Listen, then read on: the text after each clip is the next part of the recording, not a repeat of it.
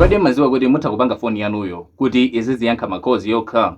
Ya, tatiye ndikuoneseni ife kuti kaficha kamene kaka ndikabwino makamaka pa nthawi imene phone mwayitalikira mwina mugwiritsa ntchito mapods kapena bluetooth device. Ndiye tatiye ndikuoneseni kuti mungapange bwanji. Ndiye chomwe muyenera kuchita ndikupita ku settings wanu, kenako tipanga apa kuti tipange search, ndiye tilemba kuti auto answer. Komanso amakhala wabwera kale. Ndiye mupanga apa palemba kuti answering and ending calls kapena answer automatically. Tipanga apo click, kenako tipanga apa palemba kuti answer automatically. Tichongera apa. Ndiye kuti tipanganso click apa. Ndicho linga chakuti uyike nthawi imene ukufuna. Kaya ufuna kuti iziziyankha after 2 seconds kapena after 5 seconds kaya 10 seconds, umasankha iliyonse imene ukufuna. Ngati palibe umapanganso ka stop time.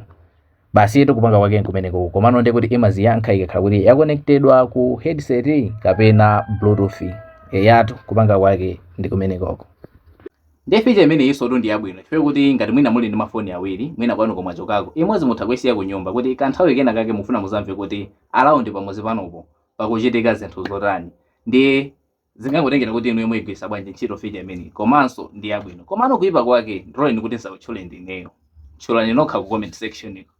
Ndiye ngati mufuna kuti ma videos ngati amene wawo asamakuphonyeni osayiwala kupanga follow. Tiye ndionanso video yotsatira.